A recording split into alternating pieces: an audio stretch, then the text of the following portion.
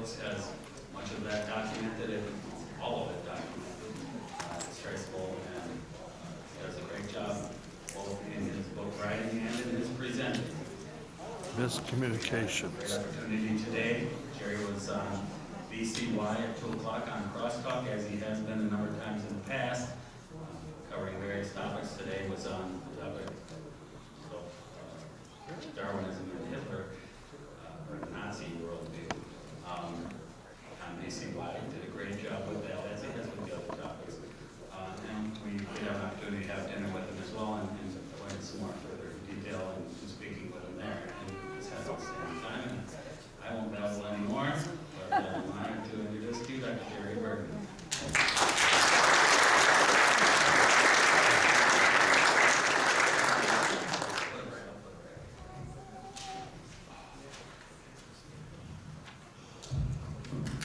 Somehow you forgot that I do all my presentations by PowerPoint. But we may have a different presentation this time because, well, we'll see if we'll get the PowerPoint. But I thought I'd start anyway, so you can idea where I'm going. Oh,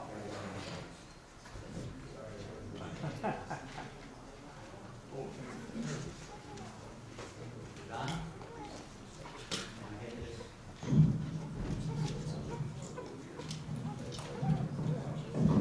So go ahead and try that, Jerry.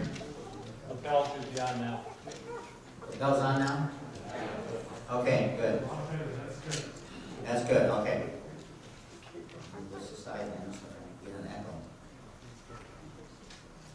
Okay, Hitler and the Darwinian worldview.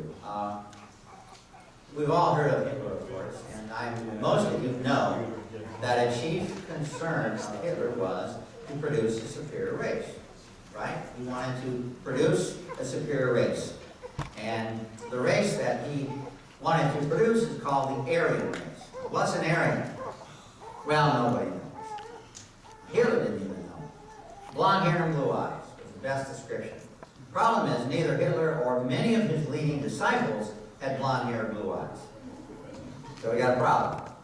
But we do know that the inferior races were the Jews, the Romani, or the Gypsies, the Slavics, and the blacks. Okay, so those we know are the inferior races. Not necessarily in that order. The first group you want to get rid of was the Jews. Okay? And why? Why did he come up with this idea of getting rid of inferior races? Well, what he wanted to do was produce a superior race. And to do that, you need to get rid of the inferior races. You would not allow your thoroughbred $10,000 dog to breed with a mutt, right? You want your dog to breed with the highest quality dog that you can find. That's what he wanted to do. And so, how do you prevent the superior race from breeding with the inferior race? Well, you get them out of the country. So the first step, his goal was to get the Jews out of the country. So he tried to find other countries that would take them. America didn't want them. Britain didn't want them. Nobody wanted them. He couldn't find another country that would take the Jews. So he tried Madagascar. They didn't even want them. So he felt, maybe somebody give me some water. That would help, please. Sorry to be so needy, but I'm around such nice people. What can you say? But anyway, since Madagascar wouldn't take him, he thought, we have no choice, we have to kill him. And it took him quite a few years before they got to that point. It took him quite a few years before he got to that point. In fact, they didn't start killing the Jews until 41, 42, etc. And drink here. Pardon me. So the goal was he wanted the greater German Empire to be a racially pure empire. Germany was the last best racial hope of mankind. That was Hitler's goal, and that's a quote from Thomas Childers, who's a professor of history at the University of Pennsylvania. So in order to do that, they had to takes several steps. The first step is you've got to get the people behind you. How do you get the people behind you? Well, that's not easy. One of the first areas he worked with was the churches. Take over the churches. And in my PowerPoint, I have a picture of a cross with a swastika in the middle. You take over the churches. And ironically, that was a lot easier than one might think, to take over the churches. Why was it? Well, Hitler was a very moral man. He wasn't promiscuous. He didn't smoke. He didn't drink. He didn't swear. He didn't. He was, in many ways, he was a very, very moral man. Seemed to be. Was even a vegetarian. He was opposed to killing animals, so he did not eat meat, and that was quite a challenge for his staff because they had to come up with tasty meals that didn't have meat in them. So the first step was to take over the churches. There were a few exceptions. Dietrich Bonhoeffer was a major one. Dietrich Bonhoeffer opposed Hitler. He saw beyond the facade that Hitler tried to present. One of the most important things you have to remember about Hitler is that he was a politician. He was a good politician. Whenever things would go wrong, he always passed the blame somewhere else. Even when the Jews were beginning to be killed, he said, I'm not doing that. These are my subordinates. I need to get them to stop what's going on. So he appeared before the German people as a very good person. Also, Germany was very nationalistic, the state above everything, and so it was not that hard to convince many of the German people to go along with him. Another thing that was very important was the fact that the German Christians had fallen under, I hate to use the word liberalism, but basically there wasn't much left of Christianity in Germany because they pretty much, by what they call higher criticism, they pretty much higher criticism the Bible out of existence. Now the goal of higher criticism was to try to evaluate the Scriptures, which is fine. But that goal changed into not just evaluating the Scriptures, but trying to negate the Scriptures. Trying to show indeed that they're not the Word of God, that they're a good book, they're helpful, but they're not the Word of God.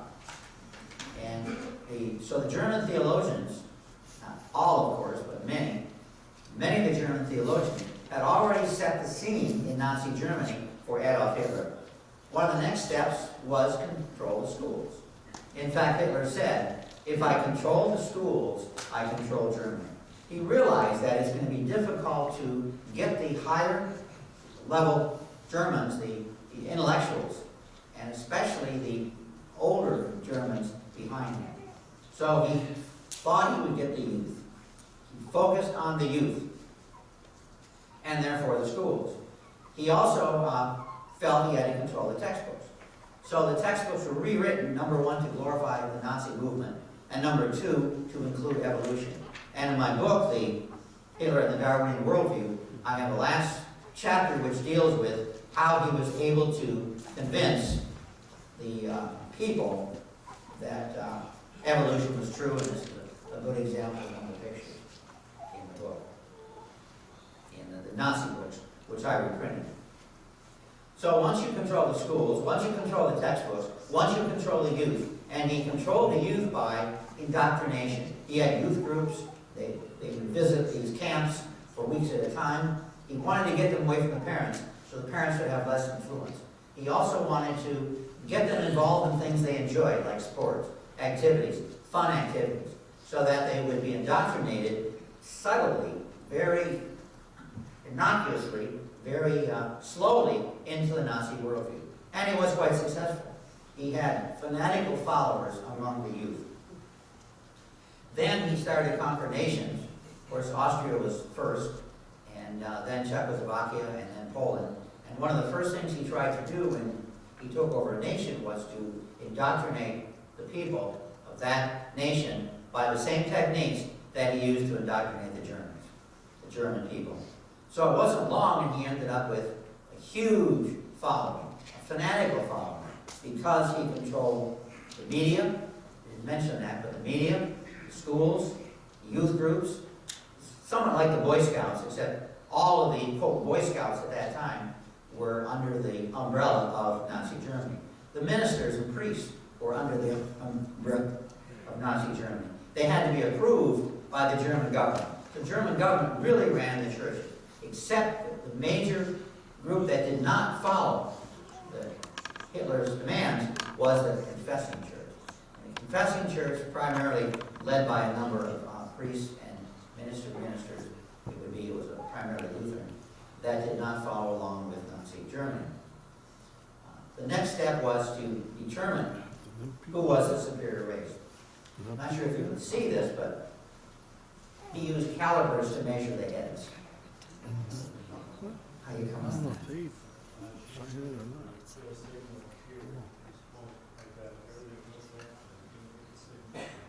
Okay, you gotta change the source. Where's the source button? We take it home with us. How about, did these people work it? This is off now. Oh, they did. It was that pencil. Wait, wait. Left, enter, enter.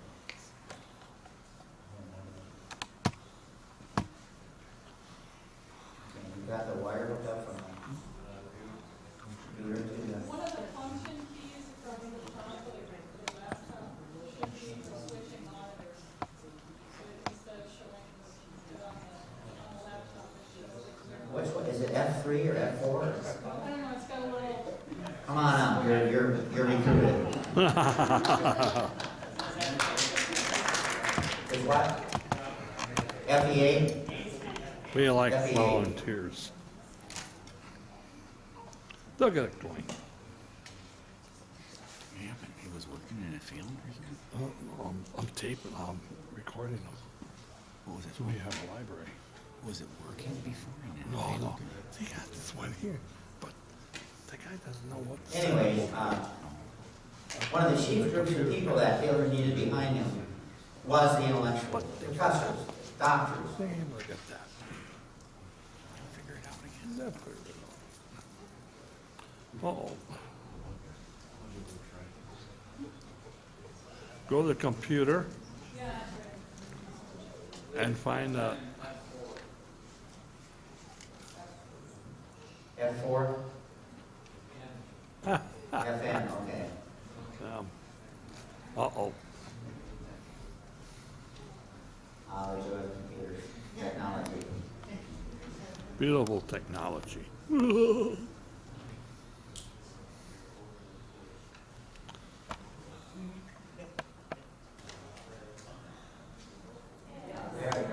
There we go, now we got it. There we go. I'll pick the program. Now my F drive is in there? It's going, in fact, I have that place where you were talking, so. Get it back up.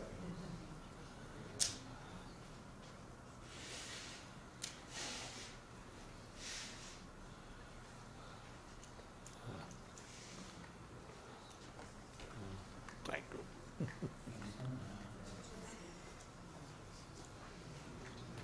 I don't think. They might not have. Oh.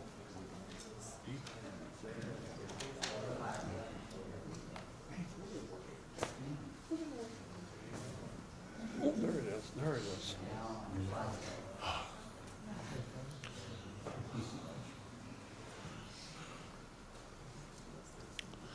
Well, the same thing again. We'll get it up and going.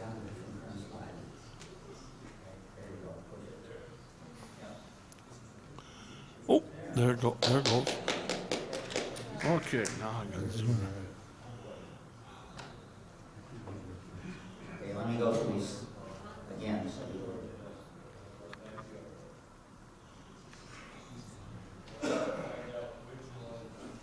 start at the beginning.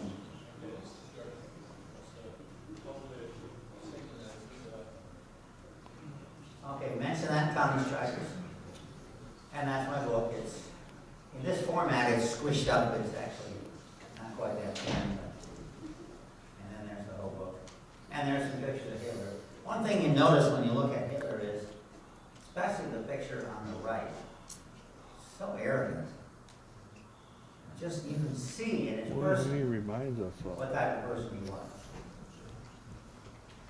And there again.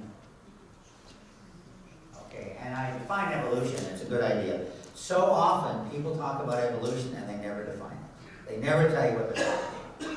And it's critical to define what you're talking about. And the best definition I like is from nothing to everything by chance.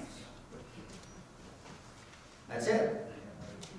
Okay? Or if you prefer, from the goo to you by way of the zoo. Or some people prefer from rocks to people. You start off with rocks, rocks were ground up, and that's how you get soil. Soil is ground up rocks. So we get from rocks to people, and soil, and we get single-celled animals, and we get amoeba, and we get reptiles, and eventually primates, and then people. Okay? And critical to evolution is the accumulation of mistakes. Think about it. The major source of variety for natural selection to select from is mistakes. So it's accumulation of mistakes. The problem has never been survival of the fittest. That's pretty obvious. Organisms that are more fit, of course they're more likely to survive. That's like saying rich people have money. Well, of course they do. Of course, if you're more fit, you're more likely to survive. That's pretty obvious. The problem in Darwin's day and the problem in our day has always been, and Hitler's time as well, the problem has always been the arrival of the fittest. Where does the fittest come from? Darwin has his own theory, gemmules, which has been refuted. Other theories have come along, but today the most widely accepted theory is mutation. Mutation is the source of variation which natural selection selects. Okay? And therefore, we are a result of lots of mistakes. The result of billions of mistakes. That's what evolution teaches. 99.99% or more, that's a conservative number, of all mutations are either harmful or near neutral. Most are near neutral. Near neutral means that it doesn't destroy the person, but the person doesn't die from it, but it accumulates. So you get more and more near neutral mutations, and eventually the person dies. That's what causes aging. You age because you accumulate mutations, and the more mutations you get, well, the older you get. A good example is my aunt died a while ago, and I asked the doctor why. What was the problem? He said, well, nothing. I said, well, she died. There must have been some problem. And he said, well, she didn't die of nothing. Actually, she died of everything. Her heart was weaker. Her kidneys were weaker. Her stomach was weaker. Everything was accumulated mutations, and her body basically collapsed. And they call that death by old age. Well, technically, she died of old age. She didn't die of anything specific. She died of old age. But when you die of old age, your heart stops, so they often put on the death certificate, heart failure, which means nothing. Because, of course, when everything else fails, your heart's going to fail, and then you're dead. So that's useless. But that's what they put on the death certificate. Okay? And so species are doing the same thing that we are doing. Species accumulate mutations like we do, and species, I can talk here, eventually die. I'm here. Accumulate a few mutations here. And species eventually become extinct. So, I got one in my mouth now. Let me get another drink of water. No, this will be all right.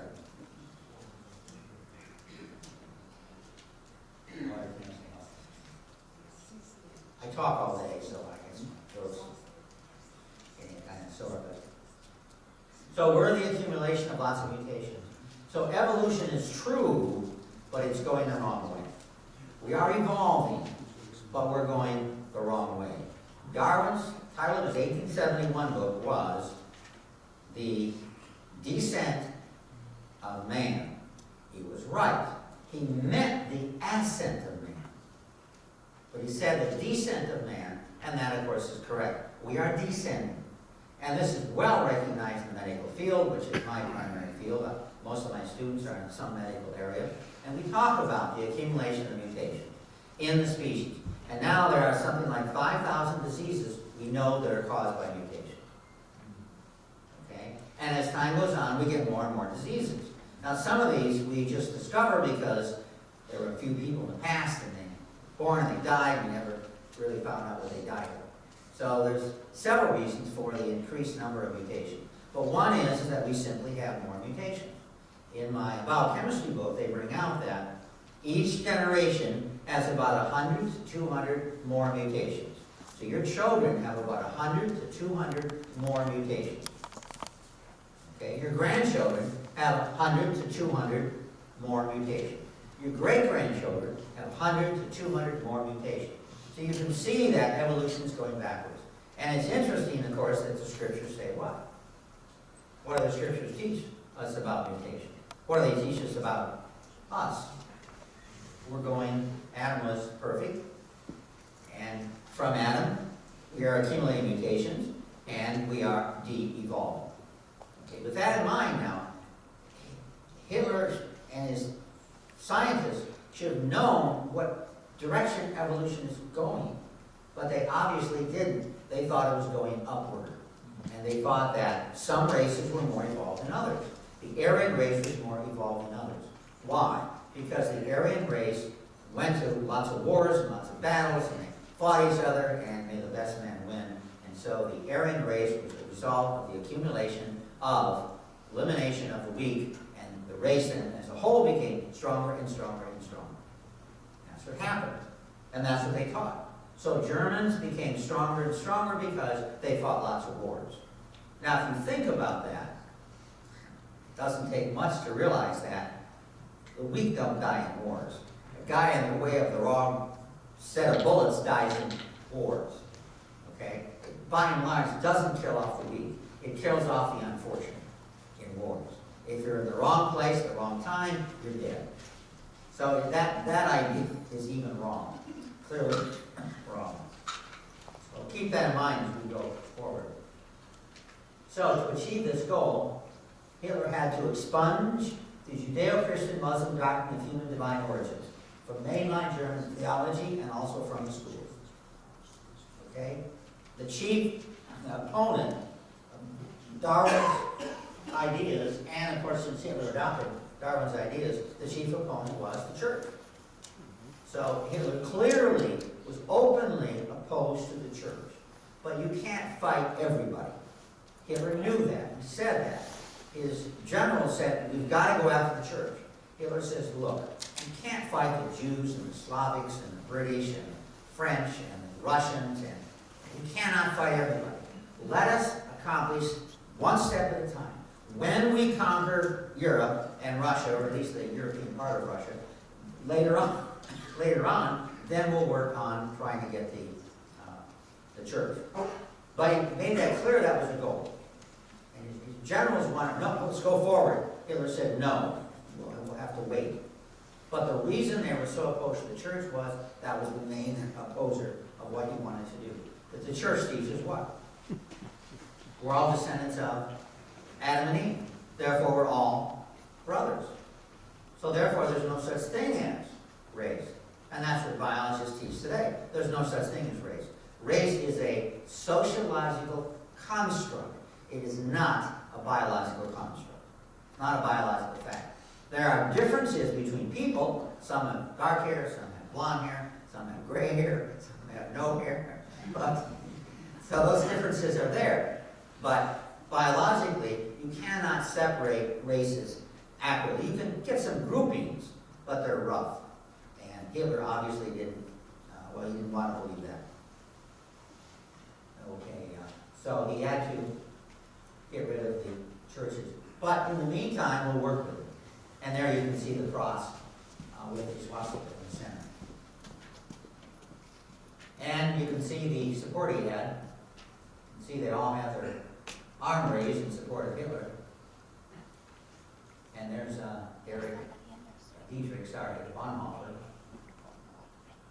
And here's another poster.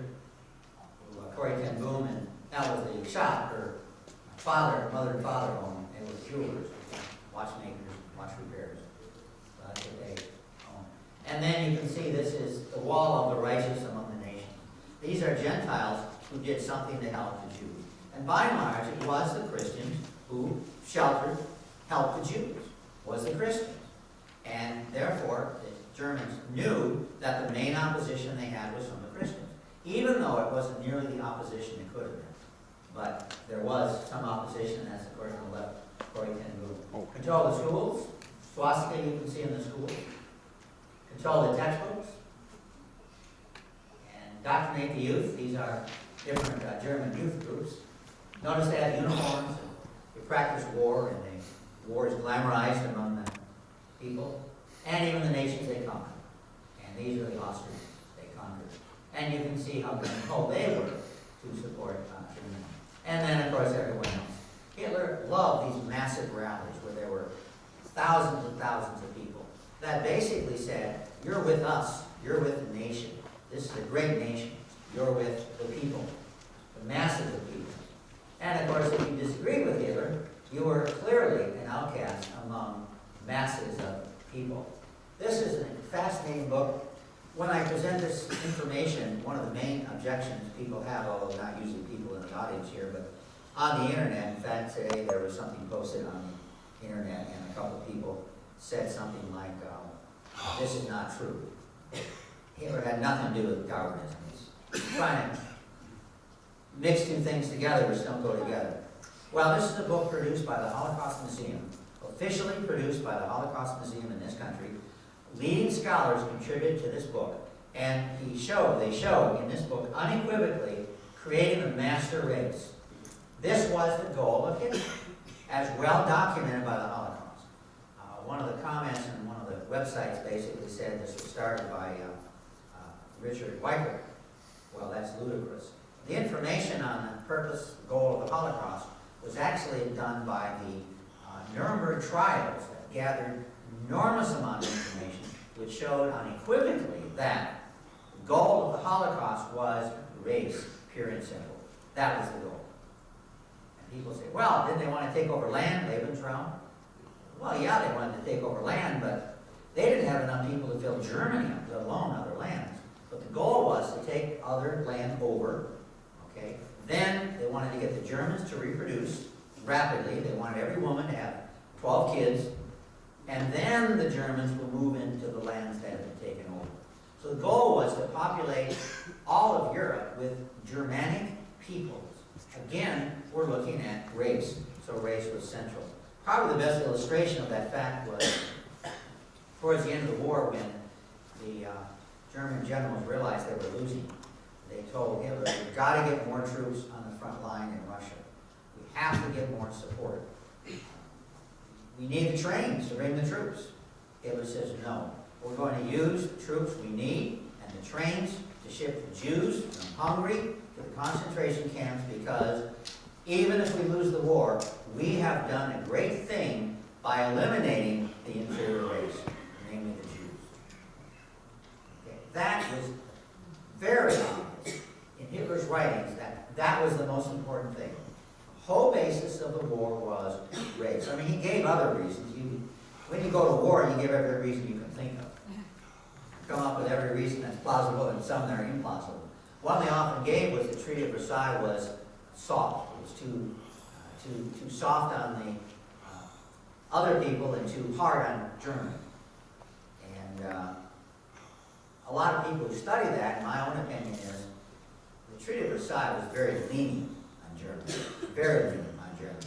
Now, of course, the Germans disagreed. Hitler disagreed. But nonetheless, basically all they had to do was pay some money fines. And they had to limit the size of their army and navy and so on. No troops went into Germany. None of the cities were bombed. Hardly any of the soldiers and the people were killed except those that were fought in the battlefield outside of Germany. So in many ways, the Treaty of Versailles claim is a ruse. It's a ruse. The central idea was race. So that book documents this. And there you can see they're measuring the head to see whether this guy is Aryan or not. And to show you how ludicrous the whole idea is that this man here, Corporal Goldberg is his name, and he was saluted throughout Germany as the ideal German soldier. The ideal German soldier. He looks like, acts like, behaves like the ideal German soldier. One problem was he was Jewish. And Somehow they made a mistake. They later on they found out it was Jewish, and they embarrassed, but they realized that, gee, this is not so easy. So what they did was, later on, they said, now since it's hard to tell the difference between a Jew and a Gentile, we'll label them. We'll make them wear the Star of David so we know they're Jewish. And there you can see two people who are Germans who wore the Star of David to let the world know they were Jewish. Kind of ironic when you're basing your state on racism that you have to label the races that are inferior because you can't tell otherwise. Okay, this gentleman here, he looks to me like he's Italian, doesn't he?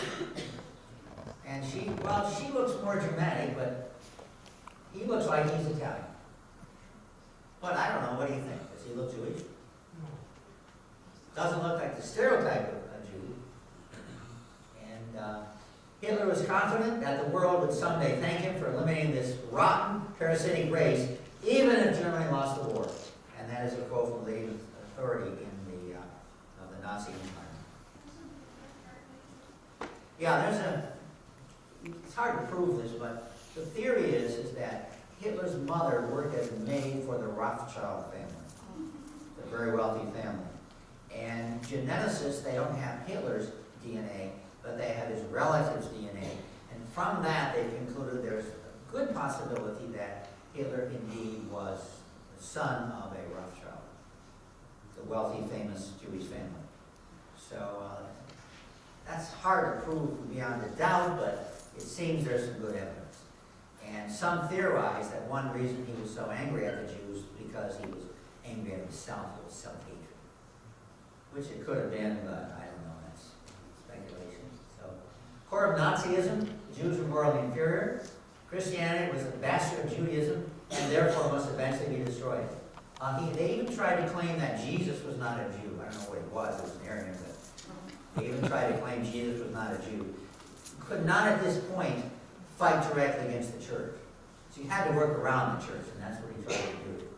And thus the Holocaust, and of course 6 million Jews were murdered. The number now probably is recognized as higher.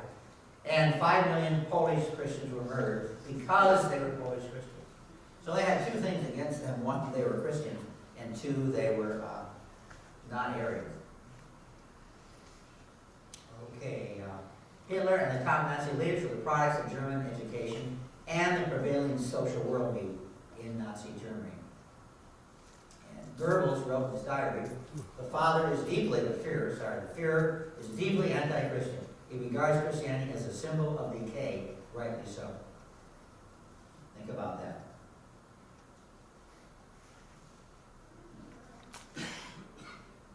I didn't really expect.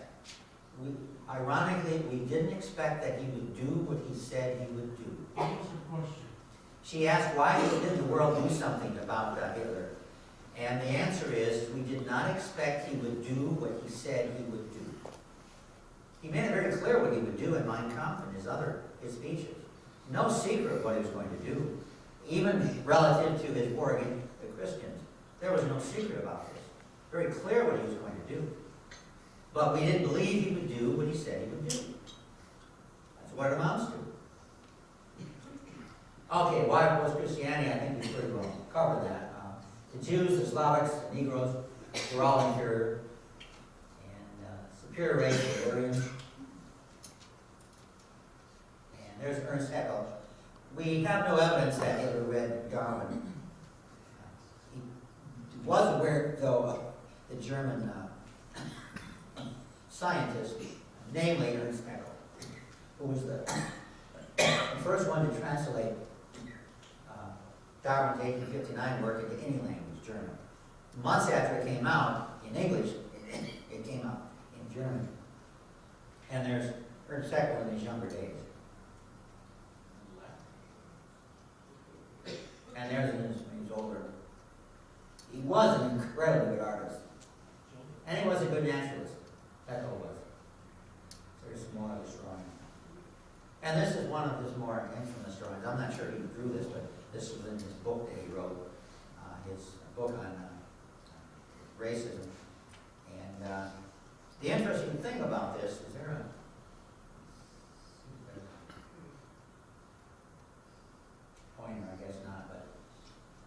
you think the white race or the humans break off and the monkeys begin? Anybody guess? Pardon? Second row, which person? Nope, the end. It's right on the right, the extreme right. These were all co-humans, and then the beginning of the third row is monkeys, or, I don't know, primates. Some of these look like, hard to tell what they look like because the drawings aren't very accurate. I frankly have never seen a human look like any of those guys in the second row. I guess there might be some people out there that look that way, but very distorted. Nor have I ever seen any primate that looks like the third row. So the drawings were horribly distorted. And this has been important from the beginning of the propagation of evolution to today. A lot of the information is horribly distorted. And this is a good example. And this is another example. How do you know what race is superior? Well, you measure the forehead and nose, the angle, they call it the facial angle. By measuring the facial angle, you can then determine which are the higher level humans, and of course this goes all the way down to fish, which they believe we evolved from fish. So you measure that angle and you can figure out which race is superior. The only trouble is that doesn't work very well with any of the so-called races. Blacks, whites, Chinese, doesn't matter. Facial angle is not very different. Individuals will have a different facial angle, but there's no way you can separate the races by the facial angle here. And there's the most infamous medical doctor in Germany, Mengele, and he performed a number of horrible experiments. Namely, he did the twin studies, and there's the twins. Twins, in a sense, were lucky because they didn't go right to the ovens. Most of the children below like 12 went right to the ovens. Bring them, kill them, and bring them to the ovens. How do they do this? A lot of people ask how they were able to do this. Well, they lied to them. They say, you're taking showers. Yeah. We want you to be nice and clean. So they line them all up. There was a shower on the other side. Take off your clothes, hang them up, nice and neat. Put your shoes together, tie your shoes together so you don't get them separated. So when you get out of the showers, you can redress and then you go back to camps. So they told them. Well, they went inside the showers. They locked the door and they put cyclone gas in there, which of course, I think it's cyanide, and then killed them all. Then it was too late. And then when the doors were open, believe it or not, Jews did a lot of the work in the camp. Jews went in there, took the bodies out, brought them to the crematorium, and incinerated them. Jews did a lot of the work. Like a major part of the work done in the camp was done by Jews. Why? Well, they knew if they didn't do the work, they were next. They hoped they could win the favor of the Nazis. And then because of their hard-working skills and their personal qualities, they hoped that they would be spared the gas chambers. The rest of the world knew to some degree, but remember I said earlier that Hitler tried to get America to take the Jews, Britain to take the Jews. Nobody wanted them. A lot of this was known, but it was hard to believe it. There was a man who escaped the camp, I think Auschwitz, and he went to a non-neutral country, and he said, look, I was in this camp. This is what I saw happening. They're murdering the people, and he didn't know for sure if they were Jews or not Jews, but they're murdering the people, and then after they gassed them, they were burning the bodies, thousands of people, and so many people did not believe. They couldn't believe it. They thought this just, the Germans were the most advanced people in Europe. They were the most well-educated people in Europe. They just could not accept the idea that what was happening was indeed happening. Sir, a lot of these camps that the people were in prison, the people right next to the town, 50 miles away, did not know these camps existed. Yeah, they My tried. uncle was there, and these people 5 blocks away did not know that this was a prison camp. A lot of these prisoners, sure, they were Jewish, but they were Jewish from another state, like maybe Hungary or Africa Poland. or South America. And Yeah. these Jewish had control of the camp. If they did not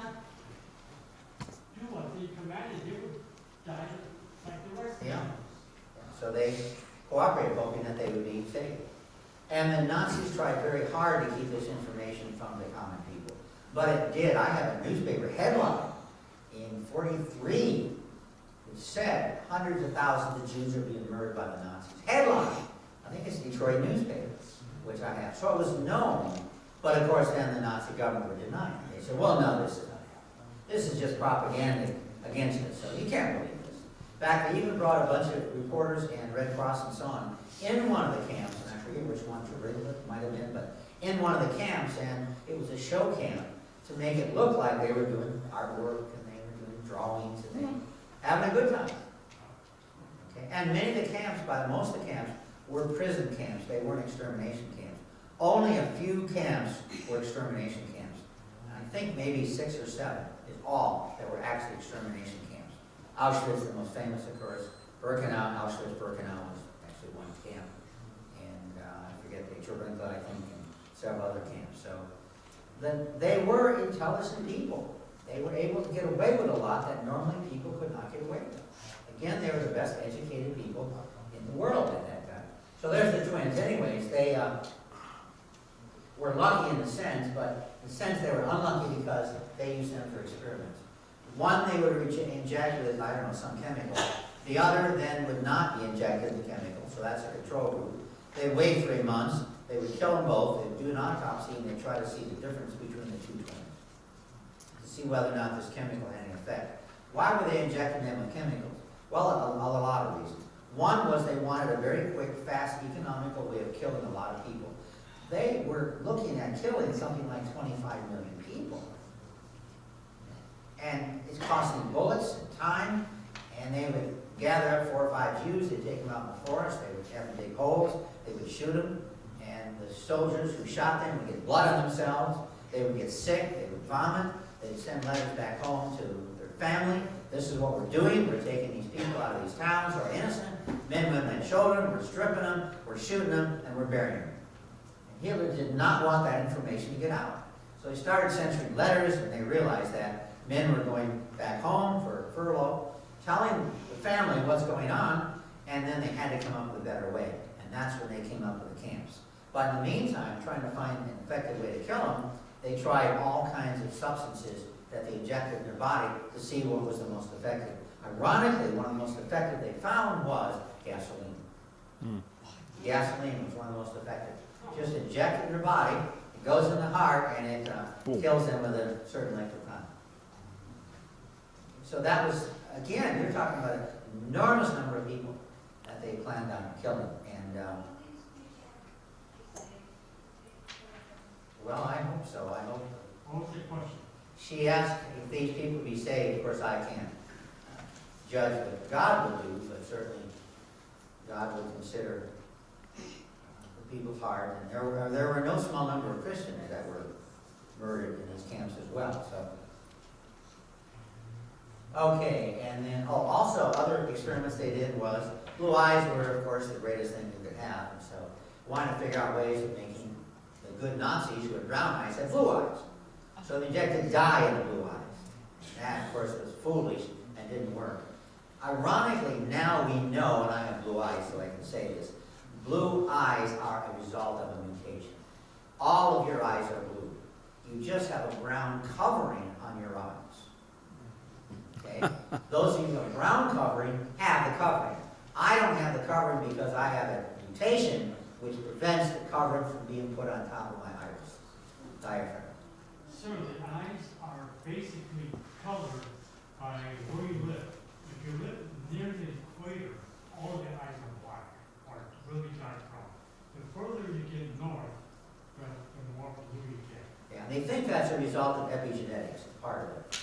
Okay, and the reason you're better off if you live near the equator with brown eyes is that brown filters out the light, and you have an easier time in light areas. Since I have blue eyes, this affected me when I was young because I didn't like to play baseball or football outside in the sun because I had a hard time seeing. I missed the ball because I couldn't see it. It's so bright. Okay, and so therefore, never had an interest in playing baseball because I always missed the ball because it's just too bright. Go ahead. Just real quick, I think that might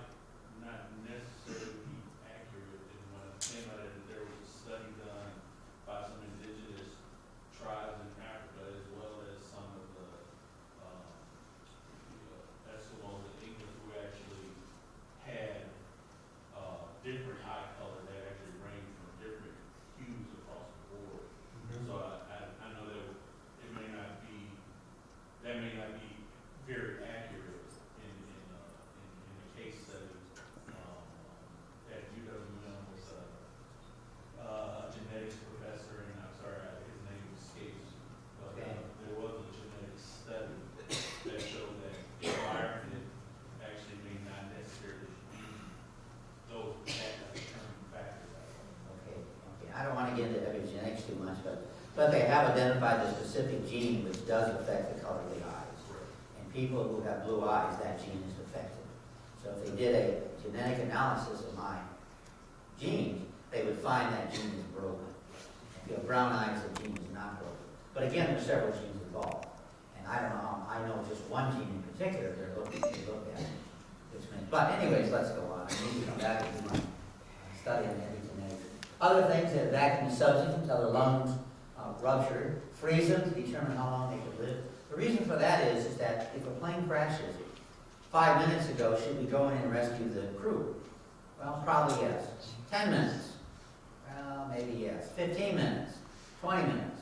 25 minutes? They want to find out how long a man could live in the icy cold water if the plane was crashed and they had a parachute out. And they found a pretty good study of how long it took to die, and they used this to determine whether or not they should rescue the German soldiers that were shot down. So there were practical reasons for some of the experiments they did. The last one, they smeared phosphorus on Jews and then set them afire to research how to treat burns. They had to have burns before they could research on how to treat burns. And this, as you may imagine, the horrible screaming was incredible. It bothered the rest of the camp. And so several times they had to move the experiments somewhere else or put them in rooms that were soundproof because the screaming was just horrendous. And it affected the rest of the camp. And there we have lots of pictures of the research. And then, of course, the billions of bodies had to be disposed. And Mengele, there you can see, after the war ended, he was given a reward of $2,375,000. Never caught him, by the way. He died natural death. Natural death. Mengele did. Didn't he get into South Africa and he was there for quite a while? Yeah, he was there for 25, 30 years. Nobody, for some reason, went after him. One interesting thing about Mengele was he did horrible things. But when he was in Brazil, I believe it was, or it was probably Argentina, he bought a house near a curve. And they said there's a lot of accidents on this curve because people don't slow down. And you as a doctor, if you have an accident, what would you do? He said, well, I would go out and I'd help them. I'm a doctor. But if you go out and help them, they may find out that you're Joseph Mengele, and you may end up back in Germany and executed. He said, well, then that's the way it goes. Because I'm a doctor. I will help people. If I risk my life to help a person, so be it. If there's an accident in front of my house, I will go out there and I will help them. Even if it puts me at risk of being executed by the German government. So I try to dichotomize these people. They're all bad or they're all good. And ironically, Mengele had a reputation of being a very nice guy in the prison. A lot of people liked him. Of course, now he was burning your arm with sulfur or phosphorus. You wouldn't think so much of him, but Hermann Göring, the second most powerful Nazi, there you can see how good he looks in his uniform. Again, black hair. Didn't look the Aryan. He committed suicide just before he was to be executed by the Nuremberg trial. He escaped the execution. They think that he was able to do that by an American guard, got to like him so well that the American guard smuggled cyanide into the prison so he could commit suicide and beat the hangman. That was his kind of last revenge against the Allies. Heinrich Himmler made the cover of Time magazine. And he was the Reichsführer of the SS, commanded and expanded the Gestapo, chief of all German police in 1936, Minister of the Interior in 1943, and interestingly, he studied biology in college. Became a Darwinist. And he directed the killing of 6 million Jews, between 200 and 500,000 Romani, which we ignore. Hardly anybody talks about the Romani. And there you can see he's on the left, he's inspecting a camp for prisoners, and on the right, he also committed suicide. He had a cyanide tablet in his pocket and put it in his mouth and bit it and died before he could even be brought to trial. Joseph Goebbels, interesting guy. He looked awful mean as well. He was a famous orator. He was director of propaganda. And I thought, boy, what a beautiful daughter. She was, what, 12, I think? Helga. Notice all his children were, the first letter of their name was, starts with an H, in honor of Hitler. And Helmut, Holden, Hida, I can't pronounce these for sure, Heide was just 4. And when Germany fell, he and his family said, we cannot live without Hitler. We will not live without Hitler. So there's a family portrait, and I don't know what that guy up there is doing. I don't know what he's for, but that's his family. Cute family.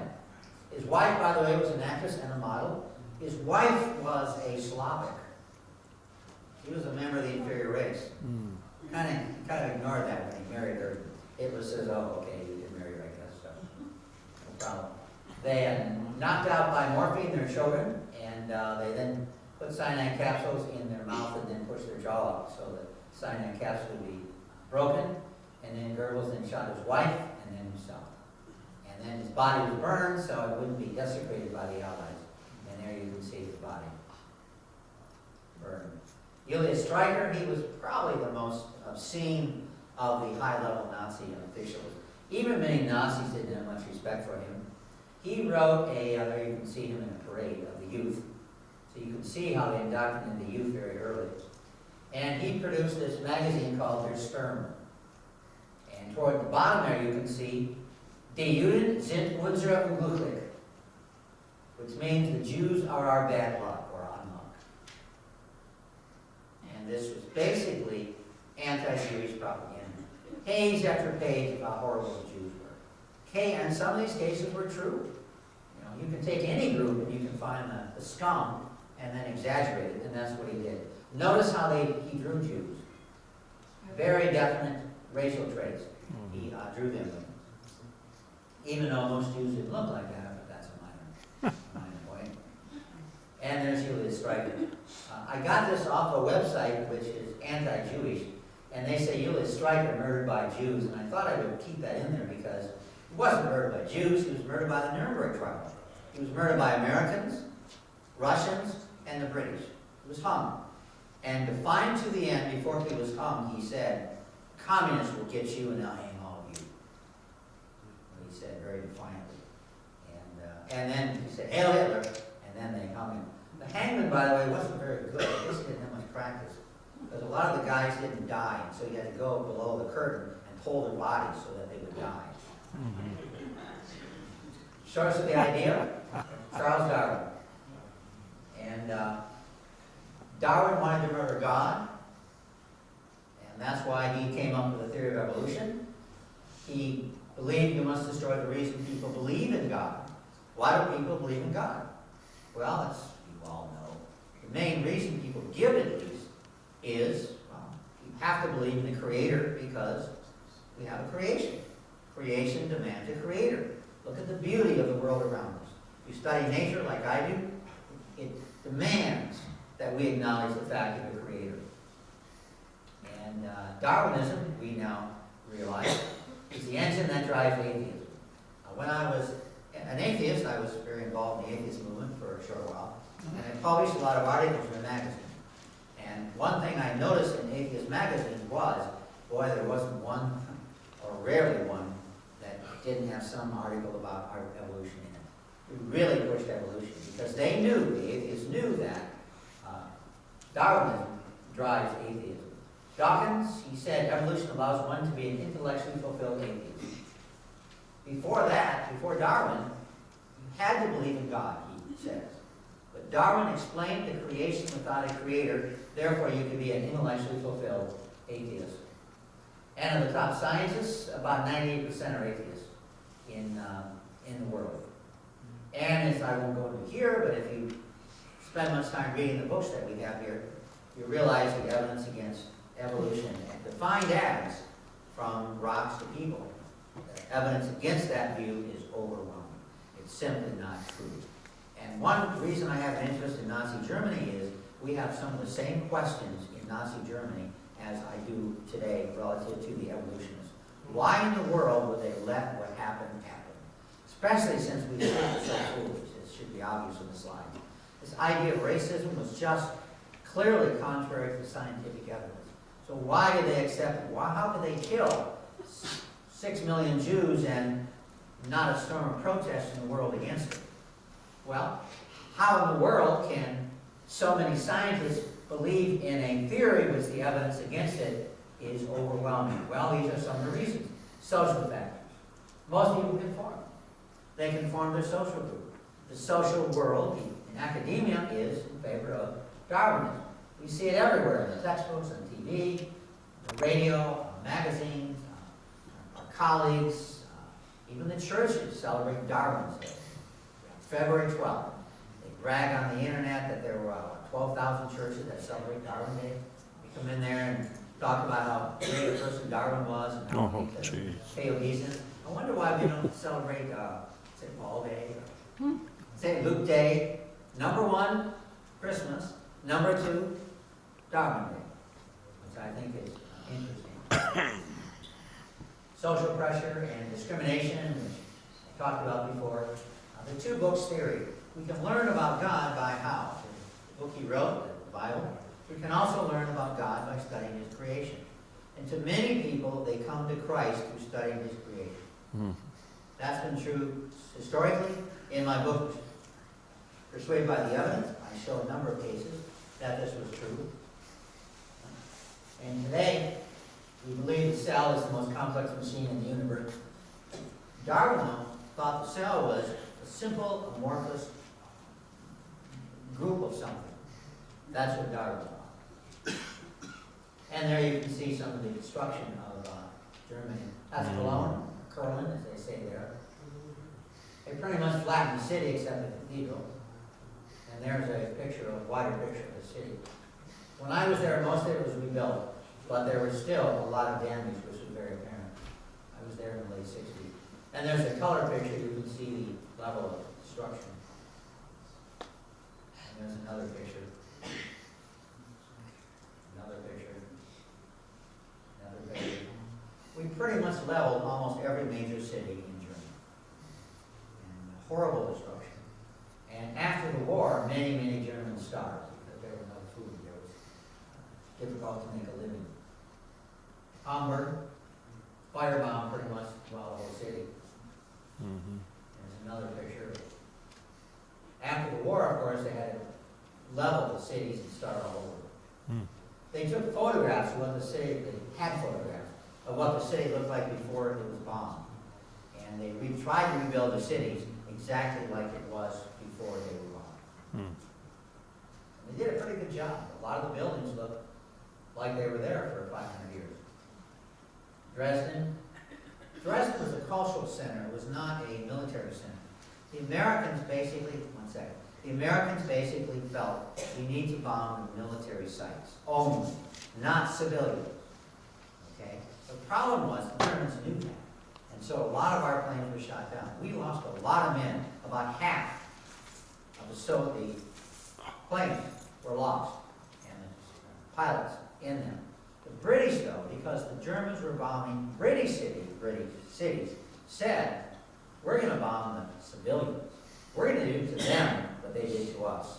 And the Germans bombed the cultural center of Britain. And so Britain retaliated by bombing the cultural center of Germany, which was Dresden. And there, that's the picture of Dresden. And there you can see, it looked like modern buildings. Some of you were around, alive then.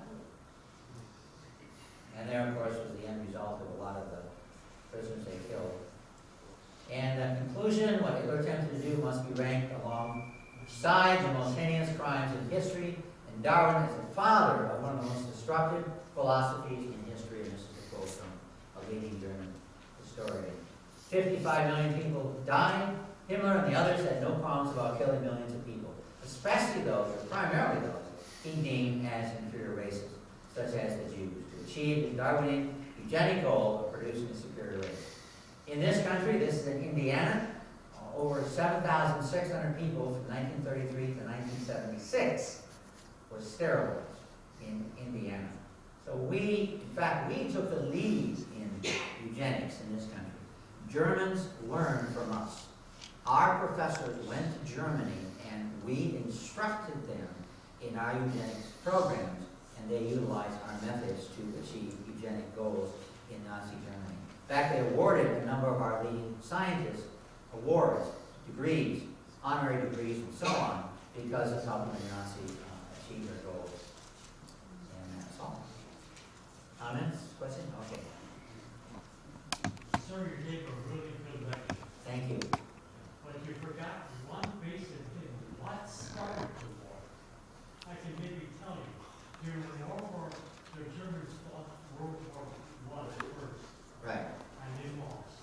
They lost because they didn't have the weapons to fight the people that the French.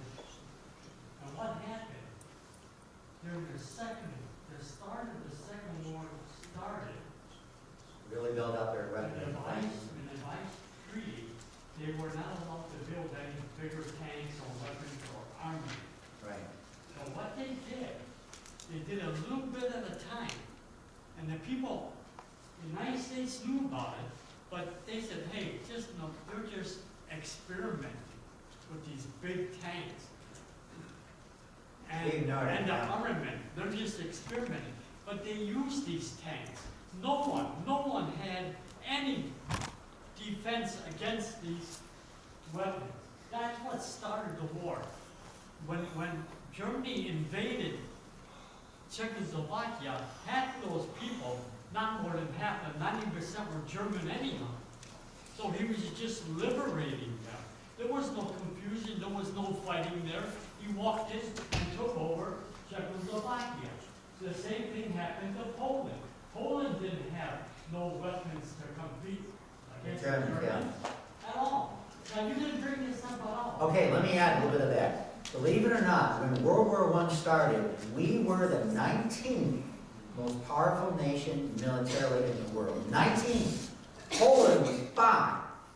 Poland was had a greater army than we did. Germany, of course, became number 2. So you're right, Germany became number 1. Really, a lot of people say the miracle of World War II was the fact that within 3 or 4 years, we went from 19 to number 1. And we defeated them because of our build-up of military armaments. That's really the miracle. We went from 19 to 1 in a few years. And that's partially because we militarized, we went on a war economy. Germany never went on a war economy. Hitler did not want to go on a war economy. That means basically that everyone pretty much went to work. Things were pretty normal in Germany. Some were drafted, that's true. Some military plants were given contracts to build armaments, that's true. But they never went on a war economy. Hitler did not want to go on a war economy.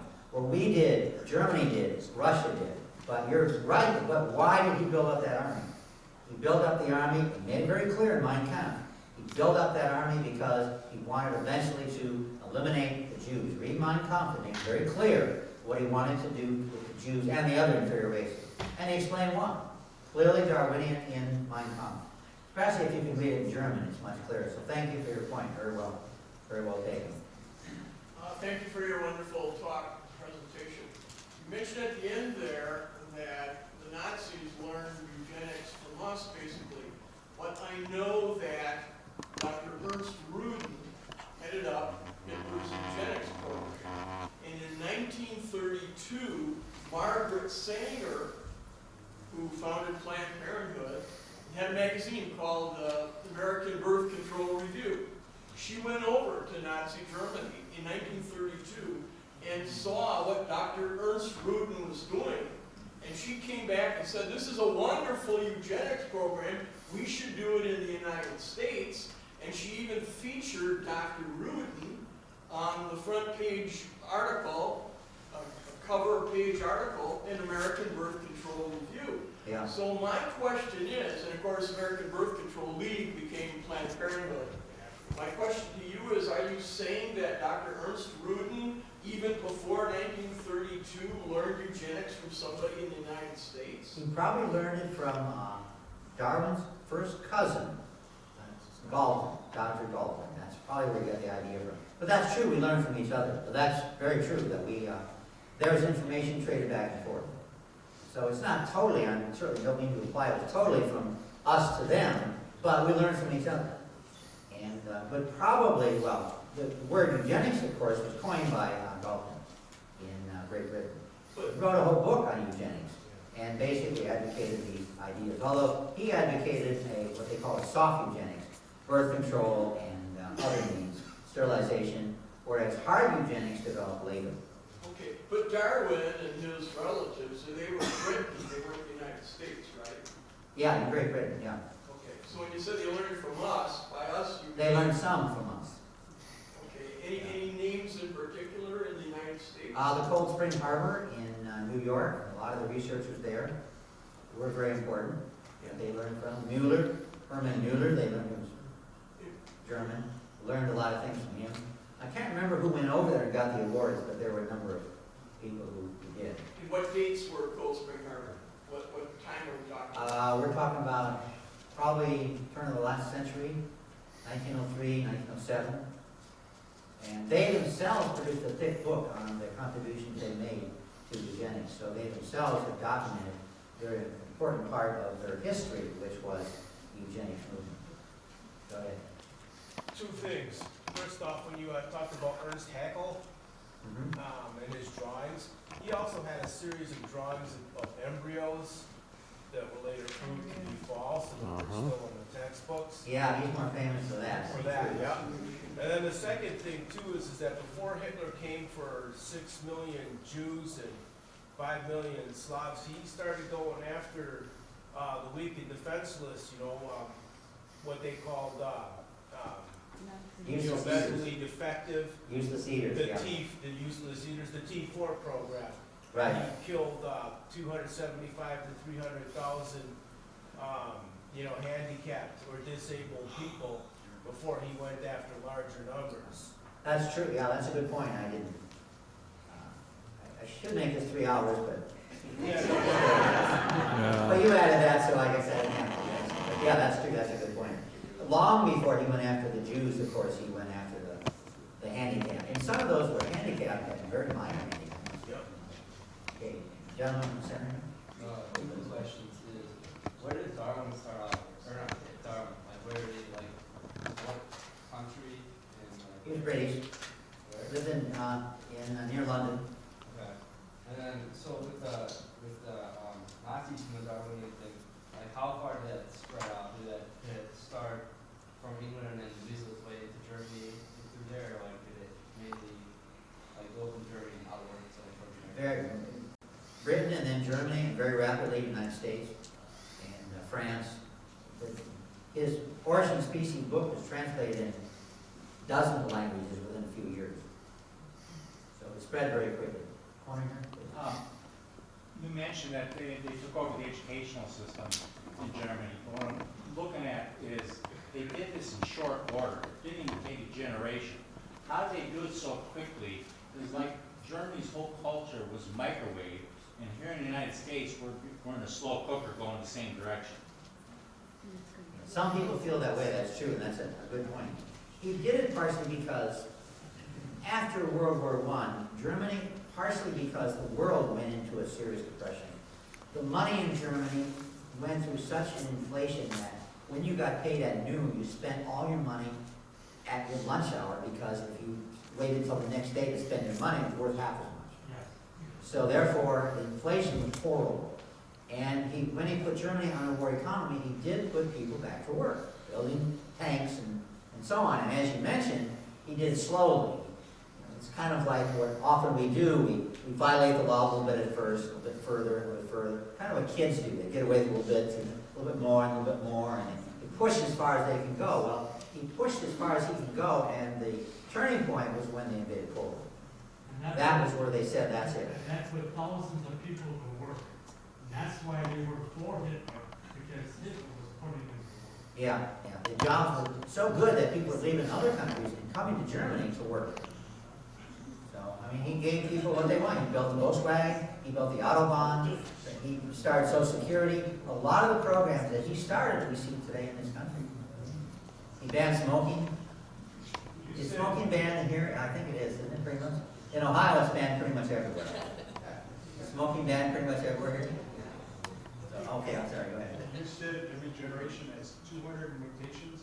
100 to 200 estimated new mutations. Draw on that a little bit, explain that. Well, what they do is they do a genetic analysis of the parents, and then they do a genetic analysis of the children, and they find a about 100, 200 new mutations. No question it's increasing. The number varies, a lot of things. Some children might be more, some might be less. Some mutations may be more serious, others less serious. There's 200, 1 to 200. New mutation, each generation, right? And that's well recognized, this number. The number is, of course, up in the air, but well recognized that the mutational load is increasing, and eventually it will cause genetic meltdown or genetic catastrophe. So that's well recognized in the literature. I have a whole half-an-hour presentation on it. Go ahead. Do you know any other details about the impact of the superior race during the Olympic time period? Oh, Jesse Owens, by far the most famous case, really wonderful case. When he had injured his foot as a runner, and he had, I think, 5 gold medals he won during the Olympics. Mm-hmm. And the Germans, it's amazing, they just yelled in their German language, "Go Jesse, go Jesse, go Jesse." And he tried out, when he tried out, he failed twice, he had one more chance. And so a German who was competing against him, Lenz, his name was Lenz, basically said, "Listen, Jesse, let me help you. It doesn't matter where you start, it matters where you," I think that's what he said, it matters where you finish. But he gave him some information which would help him win the trials to get in the Olympics. And he tried that, and he got in. He beat Lenz, ironically, and they became fast friends. They corresponded after he came back to America. And Lenz was killed in the war, probably killed by an American, killed in the war, and he continued to correspond with the family even after the war was over. So it's just, there's pictures of him, Lenz, and Jesse Owens on the lawn. Together they were in the Olympics. But it infuriated Hitler that they were all yelling in favor of Das Sforza Amerikaner. And Hitler was not, there's rumors that he didn't shake his hand and he was angry. Jesse didn't really feel that rejection. He was very aware of the fact that he was a good runner, he did well, and the audience cheered him on, and he just thought it was great. But there are pictures of Hitler, and he didn't look too nice when this happened, but he was trying to keep his composure. It was the Olympics, it wasn't, he was, couldn't control. But if you play the whole film about the Olympics, and they have a whole film, the Americans really did well. Mm-hmm. And they play the Star-Spangled Banner over and over. Over and over and over. Is this Nazi Germany? It's interesting to hear the Star-Spangled Banner. When someone would win, then they would play the song of the country that won. There's a number of films about Jesse Owens which are fascinating to watch. What was the 0.1% of helpful mutations? What do they have a specific? 99.99% harmful. Yeah, but what's the point? Well, every now and then you get a mutation that's helpful, like the CCR5 receptor, and that's damaged, you're immune from AIDS. You're less likely to get AIDS. But you get liver cancer and other diseases. So there's a downside to it, but you're protected to some degree against AIDS.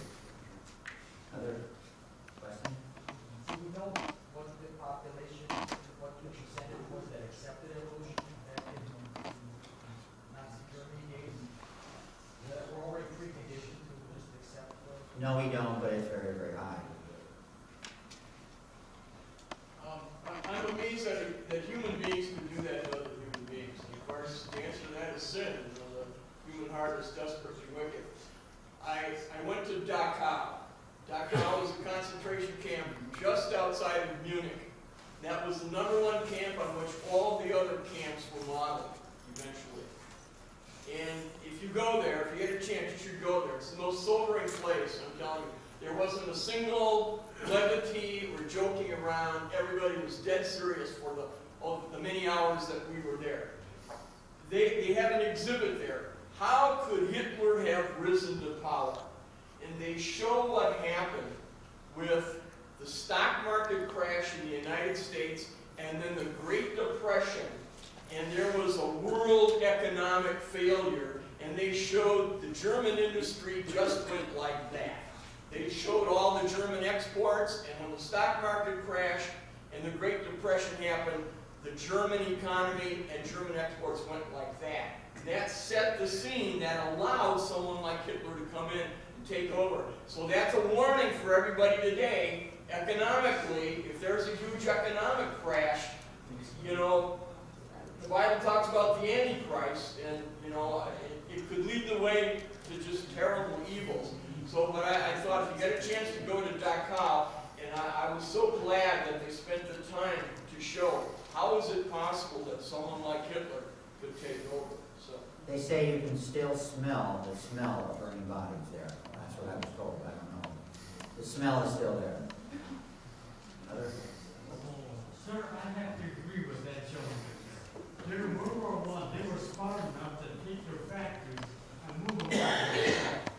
So when they were bombed, the cities were bombed, the factories were left almost untouched. Some. And the second war, when they started, they had all this equipment because they knew the technology how to build better tanks and bigger artillery pieces. They had a head start, and he's right, they put so many people to work.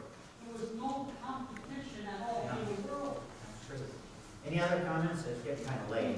One last comment, and then we'll call it a day. Go ahead. In Darwin's writings, a lot of times he says, well, but if this happened, my theory wouldn't work. And he would give contingencies that he would say, we'll find the intermediate link.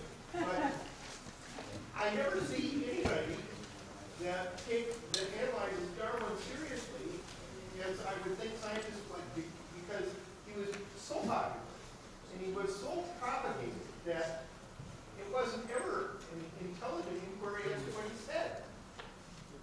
Yeah, it's a good point. Yeah, why? But of course, if you critique Darwinism today, you could get in trouble with authorities. Universities, I did. And others. So, good audience. I hope you appreciated the presentation. Sorry for the.